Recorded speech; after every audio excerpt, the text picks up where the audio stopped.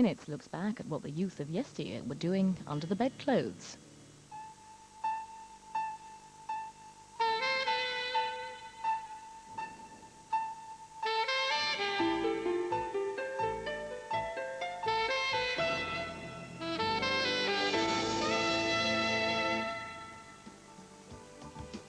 Luxembourg.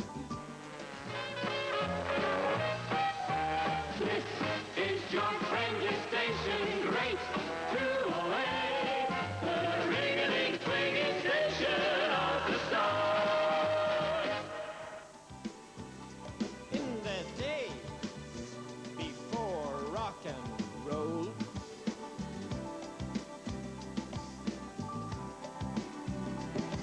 in the days before rock and roll, in the days. The cha-cha medicine, sugar push comes down to me. and I'm searching for Luxembourg. Now you're here, and now I know just where I'm going. No more doubt. I found my way, all of it just in time. I am down on my knees at the wireless knob. Kiss by kiss we'll go up to paradise. Darling, don't you know, heaven only lies in the reach of those who dare to climb up the stairway of love. And I'm searching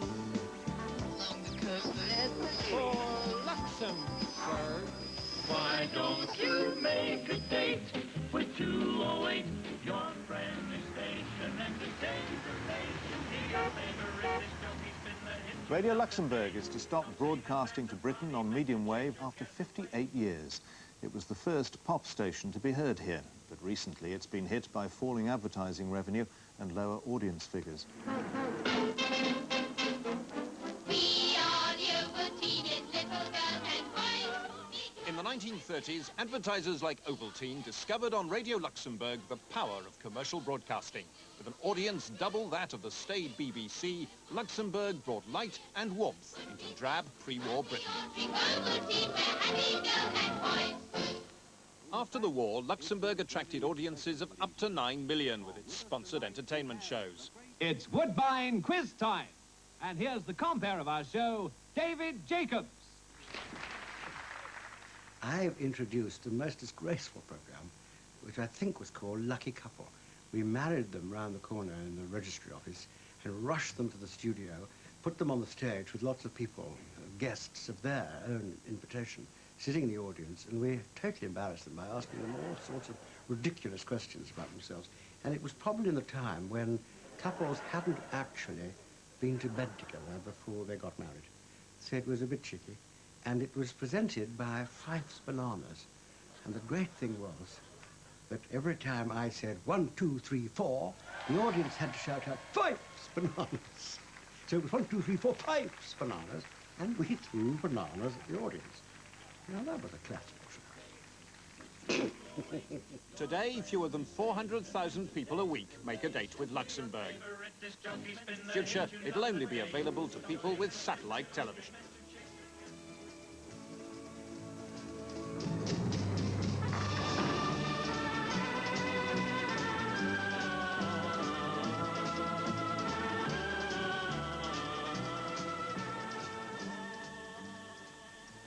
Our last report tonight comes from, I will endeavour to find it, it comes from this proud and independent little country. Its position between Germany and France and the Low Countries puts it at a sort of European crossroads.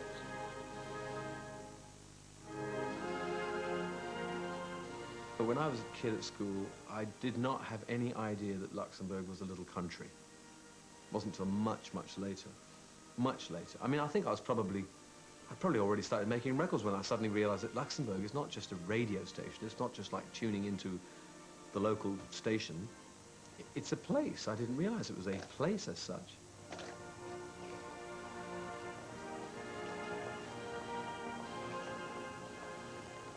I just thought it was a couple of rooms with DJs in it.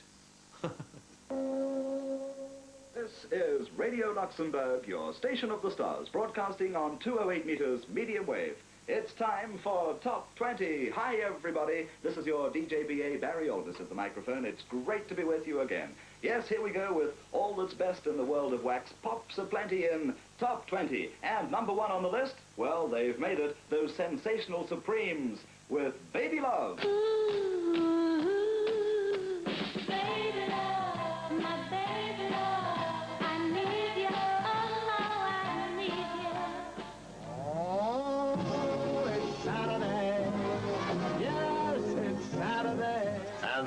Record fans, wherever you are.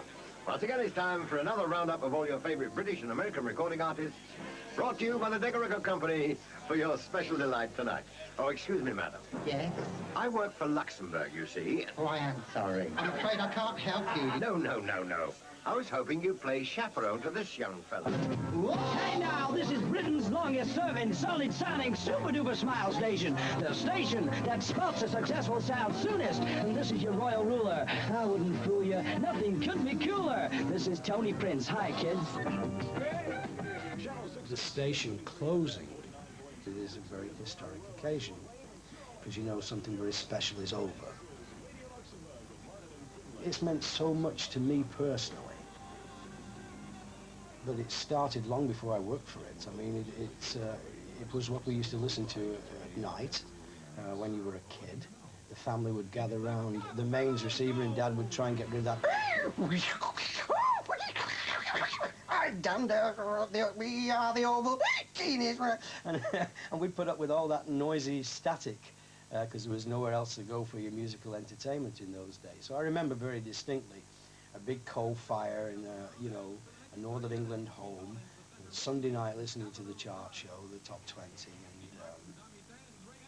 you know, Jimmy Savile and 20 Disc Club, Sam Costa, people, DCCA, Decca, and those awful programs where they only played a minute of each record. I mean, little did we know that was a commercial reason, rather than jamming as many pieces of music into an hour as possible. It was because the record company paid for the hour and they wanted to plug all the records they could, you know.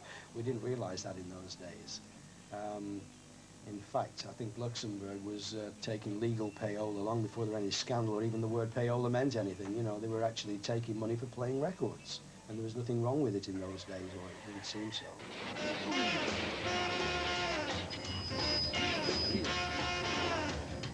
Get out in that kitchen and rattle those pots and pans. Get out in that kitchen and rattle those pots and pans. Well, roll my breakfast, 'cause I'm a hungry man. I said, shake, rattle and roll. I said, shake, rattle and roll. I said, shake, rattle and roll. I said, shake, rattle and roll. Well, you never do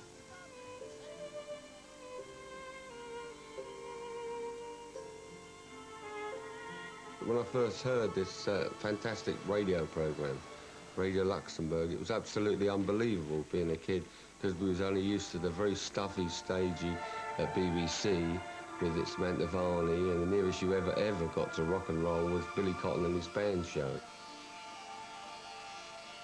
It was absolutely the music for the teenagers, and the kids would say Fabulous Radio Luxembourg. That's what it was abbreviated to Fab. But the beat boom wouldn't have happened without the help of Luxembourg.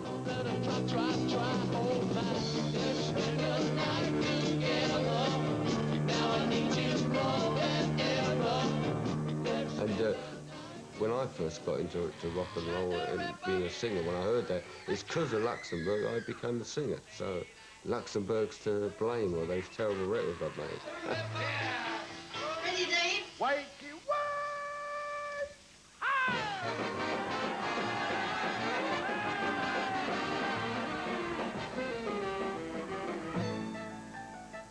This is LBC. And a very good afternoon to you. Welcome to the Pete Murray Show. In this first hour, it's Petline. You know my dog, Peppy, so Yes. do you think I ought to get a coat for him? I think if he looks as though he's shivering or showing signs of the cold, it's something to consider Yes. as they get older. It's the same with our geriatrics. Yes, I know. Well, don't look at me like that. Jessica, thank you for your call, and I sincerely hope something... The magic of Luxembourg was that it was illegal. And people thought they were being very naughty. A number of people I've heard. I mean, Tony Blackburn used to listen to me at school. Horrific thought. I even supposedly inspired him into his broadcasting career, which again is a pretty horrific thought. Yes, he used to listen to me at school under the bedclothes. That's another horrific thought. My real love of Herr Luxembourg began when my father, who was working part of the time in the Far East, came back from Japan in 1961. It was the week that Surrender was top of the charts, I remember. And he brought back 2 little transistor radios for my brother and me. And these were perfect for listening to under the bedclothes, because radios, of course, were banned, and everybody else, including us, had been smuggling in these enormous radios into the dorm, which were always being nabbed. But these little radios were terrific, and you had a little earphone. And it picked up Luxembourg extraordinarily well. And it was just terrific hearing all these pop records that you didn't really hear on the BBC. And if you were at boarding school, it was even harder to hear them, because when the BBC did play them, you were usually in chapel or playing football or something. So Luxembourg was an absolute lifeline. Educated me in the wonderful world of pop. So I had a deal that I struck with prefects in boarding schools that for the period of the Teen and 20 Disc Club, there was an amnesty where you could listen to the programme providing you had your tranny under the bedclothes and didn't disturb anybody else. So I then formed what I call the Under the Bedclothes Club. And my mother, God rest her soul, the Duchess, was mortified one time when an exceptionally dolly young lady rushed up to her and said, "Oh, Mrs. Savile, I'm in bed with Jimmy every Wednesday night, you know." And the Duchess went, "What's..."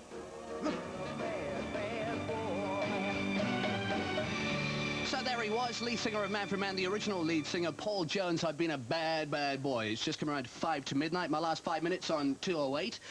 I'm looking forward very much to seeing Stuart Henry, one of my heroes, with his wife, Ollie, who's very much a heroine. He's not getting out very much anymore. Of course, as I'm sure everybody is aware, Stuart's got multiple sclerosis and has, you know, a very bad situation in terms of immobility. So I hope we'll somehow get him into the radio station. That would be a very big highlight for me if that happened. He lost his job at Radio 1, so we gave him a job here at Luxembourg. Very happy to have him because he was like a household name. We have some old names like Chris Denning on the air. Mid-60s, Chris, yeah? With Luxembourg? Right, okay, who do we have? Tony Prince. Less of the old names. All right, well, middle-aged name, shall we say, in his case.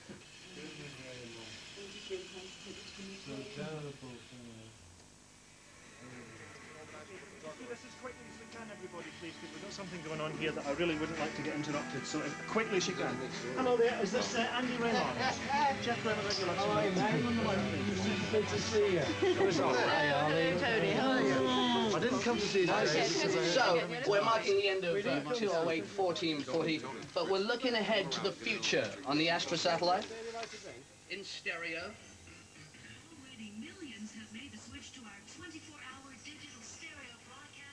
When people began calling me long, long ago now, the first disc jockey on Luxembourg, I didn't know what they were talking about to begin with.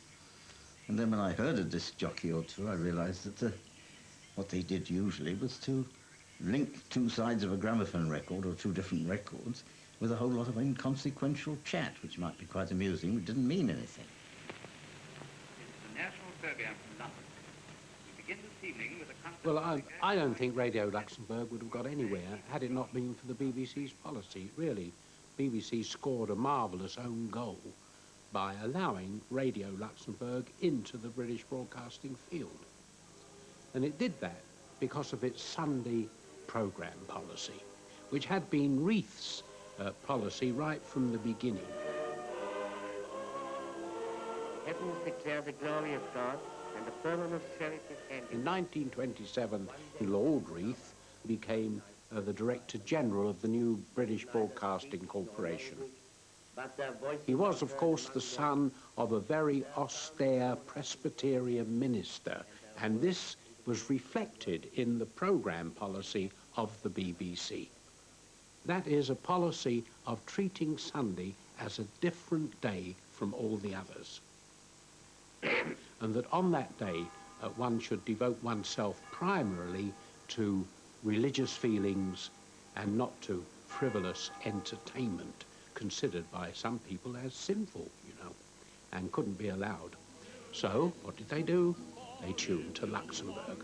Well, wouldn't you? I mean, it's obvious, isn't it? All day I simply say tune in. Tune in. Tune in. I was the first Briton ever to announce, this is Radio Luxembourg. Sunday, the 3rd of December, 1933. Quite a while ago. You were the son of a clergyman. I was indeed. Did you not feel any guilt about this? No. I felt no guilt at all. And nor did my father. He didn't mind. He thought it was rather funny, too. When I was very young, I listened to it early Sunday morning. But that was because my family liked to hear it, and it was on all the time. And one thing they didn't want to do was go over to the BBC for what they used to say, all those church service and piss-pot music. They meant chamber music.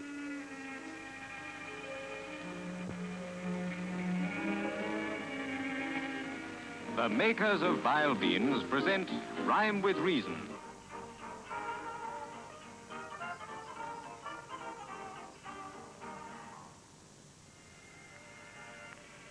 Hello, everyone. With the playing of the song Ethereal, the voice of Philco, the world's largest makers of radio receivers, greets you once again. Across the ether, we send greetings, good wishes, and a little music to cheer you on your way. Of course, one of the main problems with Luxembourg was the fading. Because no commercial station was allowed to be set up anywhere near England, it had to be in the Duchy of Luxembourg. A hell of a distance.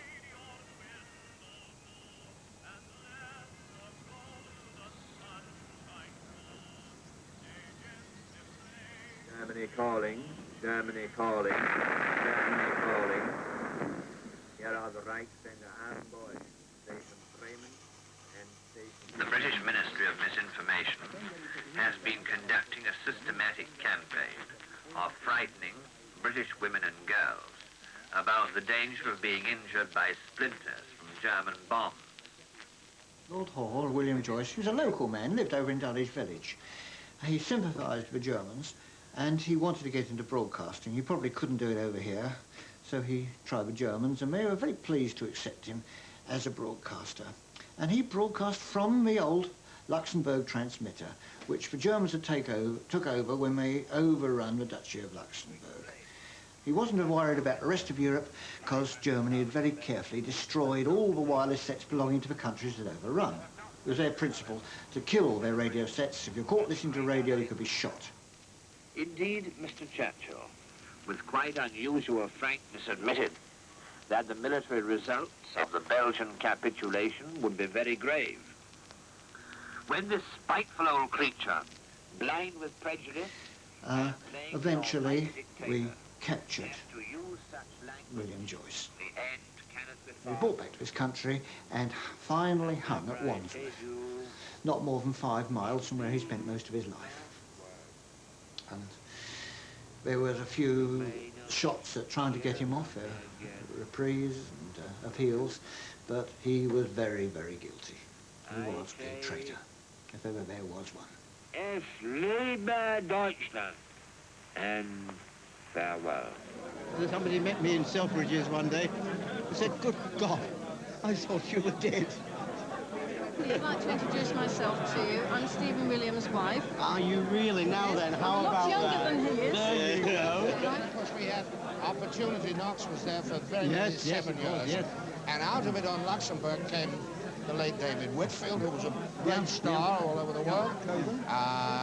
There was the Bachelors. Yep. He's getting all the records out and ready to go ahead for a whole hour of editing. We had actually a very good record library. Then a wonderful moment when all those records came from Capitol in the States. All the new ones, all the new releases. Yeah. If you're listening to music that avidly, which I was, as everybody in my generation were, listening to the birth pangs of rock and roll, Luxembourg had to have an influence. Of course it was an influence in my life. It introduced me to Elvis, for a start. I know that if there hadn't been an Elvis, there couldn't be a Cliff Richard. I mean, even now, I remember reading about Elvis and reading about the American stars. And then suddenly, almost it seemed like overnight, between the middle of '58 and the end of '58, there was such a drastic change in my life. Because one minute I was reading about the stars, the next minute I was in the headlines. Elvis and Cliff battled it out in a couple of charts. I thought, Elvis and Cliff. I couldn't believe that my name would ever be linked with someone like Elvis's. I mean, it was just the most amazing feeling. And the same way, having listened to Luxembourg, you know, to suddenly find myself with my own program on Luxembourg and find myself being Request of the Week or whatever it was, I mean, it was a fantastic sensation, really wonderful. So they do all come together. As far as I'm concerned, Luxembourg rock and roll, my career, certainly all fit in those early days.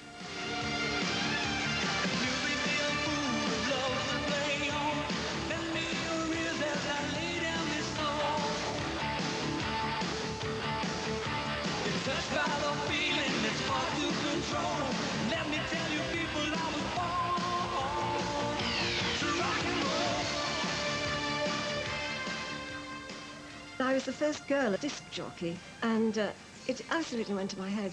I adored it. You were always terribly ladylike. Well, until the Beatles, we actually, well, I wore cocktail frocks, beautiful silk things with tight waists, like Alma Cogan's frocks, you know. But I had to do all my programs in England, so these programs were recorded and flown out.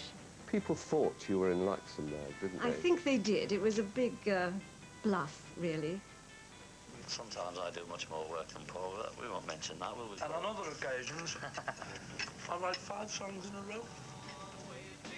We did not know at EMI whether the Beatles were good, bad, or indifferent. It was such an extraordinary sound.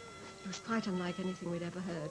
And they all arrived to be interviewed in this show with the audience. They all had terrible bad colds, and they couldn't do this, sound a single M and they were in a terrible state. And I had to interview John. And he was wobbling like a jelly. And I developed, not through John, but through all the people who were afraid, all the newcomers, the strongest left arm in the business, because I used to grab them in a vice-like grip with my left arm and stick the microphone under their noses. Otherwise, they would back away, and we'd be up at the back of the stage with the scenery falling down. But John did go out to have a drink with Johnny Gustafson later, and Johnny told me that John Lennon had wobbled out, shaking from the heart out, and he said, "I've had the most terrible experience. This bleeding bird had to hold me up." And that was me. Of course, he got so blasé in the end. He was holding me up.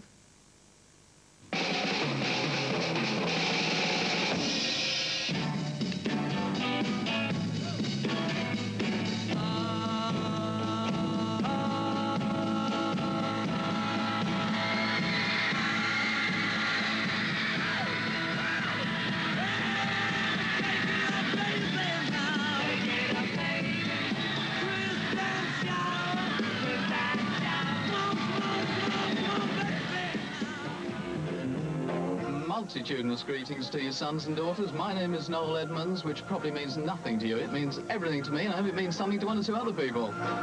All my feelings about Luxembourg are of total gratitude and warmth for what it did for me. It was my university, and it set me up to learn an enormous amount about broadcasting and communication in a very short period of time. They pay you well?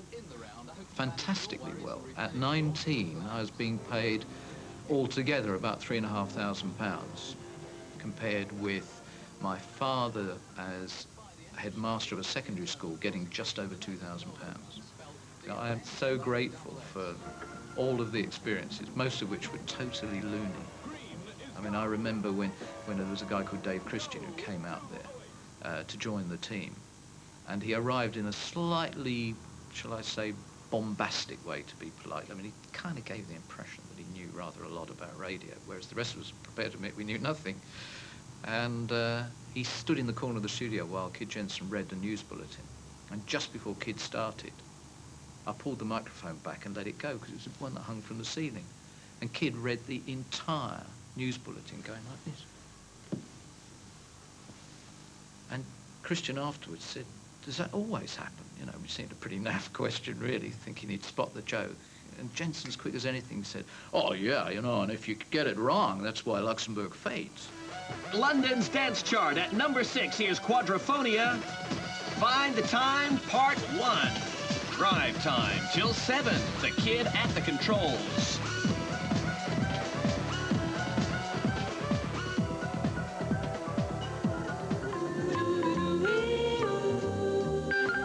All the colors of the rainbow. Remember those jingles? Oh, the colorful. Red is for stop. That's at 208 on the dial. Colorful Radio Luxembourg. Because we were there during the Station of the Stars era. Do you remember that? Station of the Stars, Ring-a-ding, that's right. swinging Station of the Stars. Yeah, did you ever, you know, people offering you stuff for playing certain records? Not really. I mean, I think that Luxembourg as a station used to get offered a great deal. But you remember that Spanish, big Spanish hit? With, what was it, Los Bravos? Black is Black? Yeah. What happened? All these Spanish pluggers came. Yeah. And they got it wrong slightly. They'd heard about, you know, this particular way of getting records played, and they offered us all paella. But, but it's still illegal. Don't you think? And now!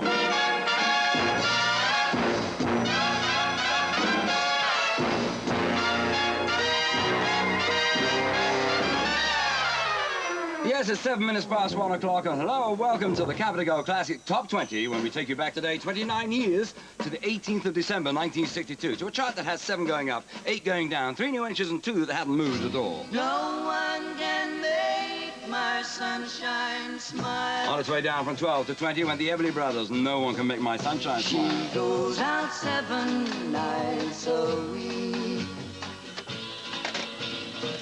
We are off and running. It's more competitive now because there are more radio stations on the air, you know. But I'm happy to say us old guys are holding our own. Up from 18 to number 5 went The Biggest Climber, on its way to number 1, where it stayed for 3 weeks. Cliff Richard. No doubt he did it in Panto in 1962, the next time. They say I'll love again someday, true. Principal boy again, Cliff. Yep. When I'm still so very much in love with you. Cliff and hit sound number 5, the next time. One of his many number 1s, and of course he had a number 1 hit with the Eurovision Song Contest. Not a winner, though. It was actually, I met him actually when he sang the song for Great Britain. I was actually working for another radio station, the name of which, of course, I can't obviously mention here on Capital Gold, but suffice to say that it was based in Luxembourg. Anyway, he came out and he sang this song, Congratulations, and he came second, as I seem to recall. I went up and I congratulated him on coming second, because if I'd have come second in anything, I would have been really over the moon, but he was really quite put out. So I'm sorry, Cliff, if you're listening today. All these years on, I apologize.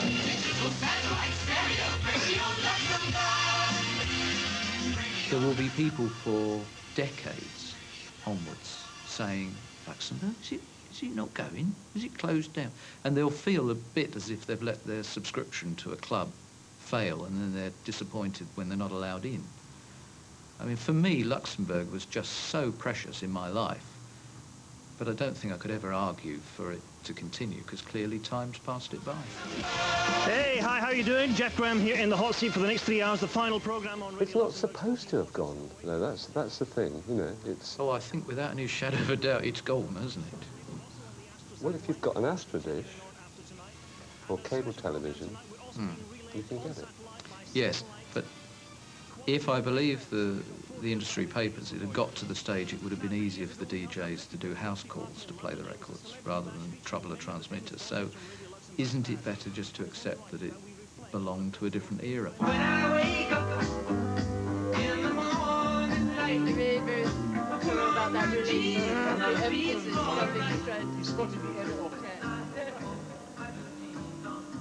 This is Radio City on 197 meters medium wave. This is the station that was created by Screaming Lord Sutch. It's time now to introduce our record of the week, which is the Fabulous Fortune singing Look Homeward, Angel.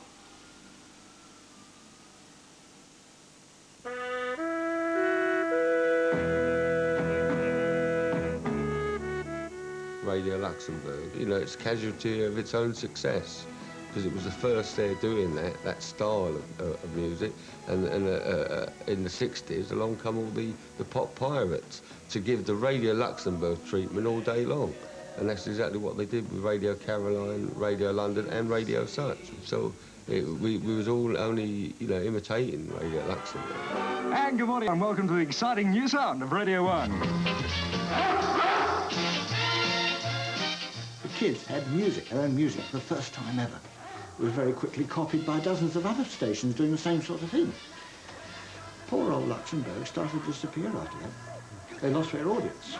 There's the microphone on the floor here, and I can see you now. Stuart, my friend, many people have called up tonight to wish us good wishes, but the question on everybody's lips is Stuart Henry there tonight, and of course, here you are. I am indeed. Alive and kicking. Just as well.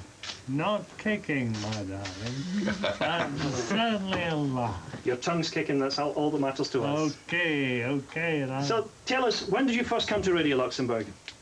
75. 1975. What was Luxembourg like in those days for you? Very, well, it wasn't a huge cosmopolitan city it's become now.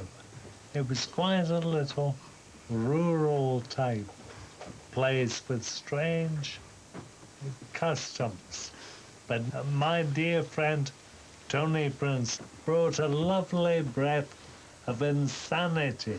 So, Stuart, are you trying to suggest that it was either yourself or Tony that changed Luxembourg from the quiet little place that it was into the place that it is today? Oh, indeed. Absolutely. It is all due to Tony Prince, this huge, bustling, cosmopolitan.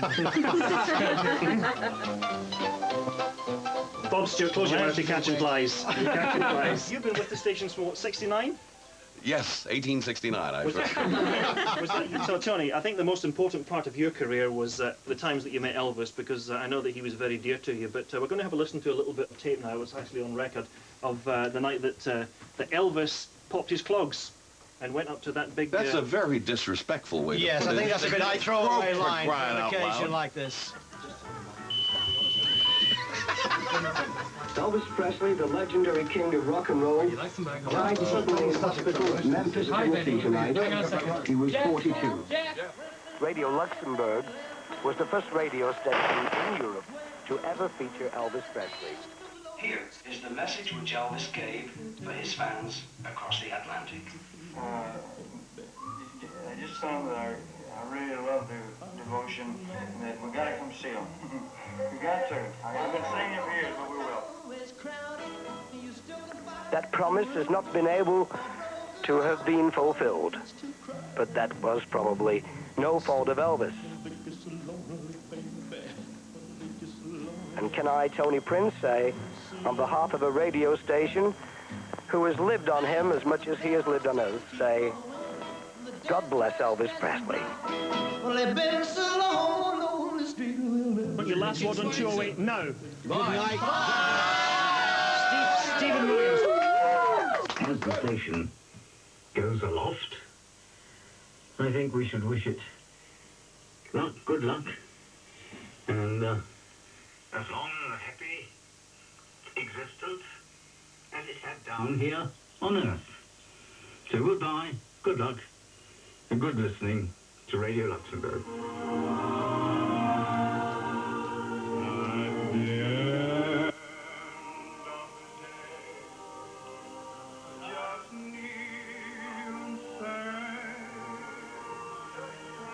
Do you feel nostalgic about Luxembourg? No, because in the old days, 208 was all everybody ever had. But today, you've got such a wide choice of radio stations, types of radio stations, that I think, like the Indians in the Wild West would say, a time had come. I've tried to be good, for I know that I should. That's a prayer for the Oh dear, they seem to be playing the wrong tune. The tune we used to have was Al Bowley singing It's Time to Say Goodnight. It was true, it was Henry Hall's waltz, but it was played in our day by Ray Noble and his orchestra. Well, it's rather a pity, but never mind. It's a good tune all the same. I think we're going now. Good night. Good night. Yeah, it's gone. It's gone. It's a very sad day. It's a sad day, yes. In fact, if you don't make me a cup of coffee soon, I shall probably burst into tears. Oh.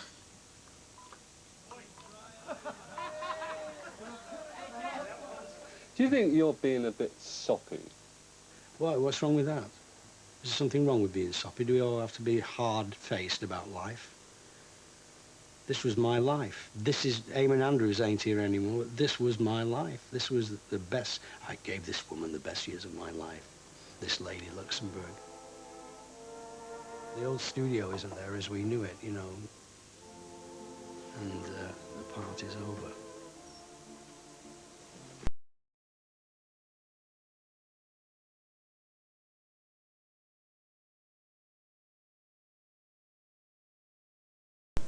This is Horace Batchelor at the microphone, the inventor of the famous infradraw method for the treble chance.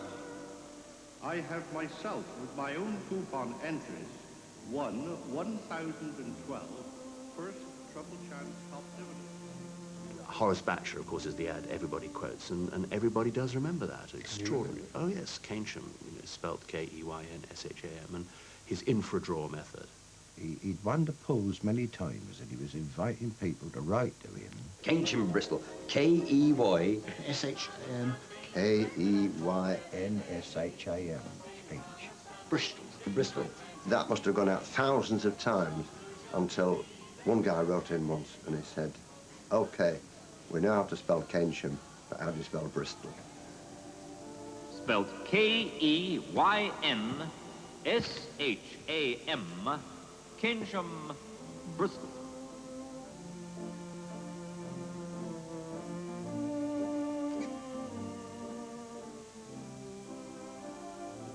How come you do all the talking in the show? How come you always get to read things out? You always read the commercials, you read the letters, all right, you read the mail thing, you read everything. How come I can't read anything? You're supposed to have the flu. Read that letter out like I just read it out. All right, man, thanks for the plug. It was a guess. They just heard that. We're going to think of a great competition for next Friday's show, and you can win some albums. Stay in, stay on.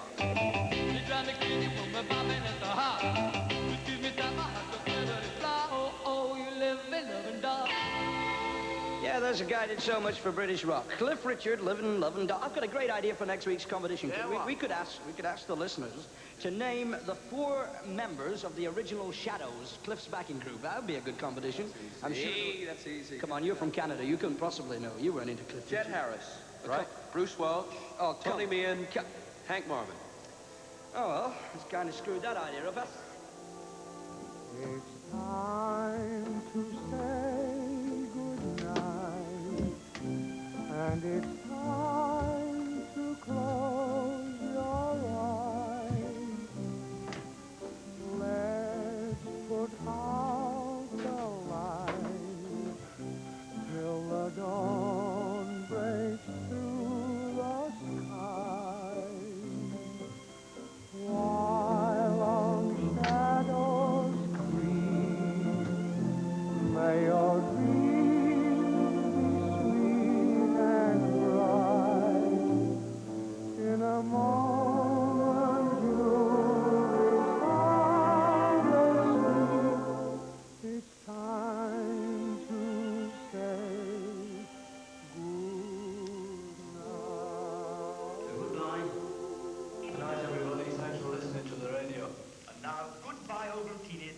Goodbye.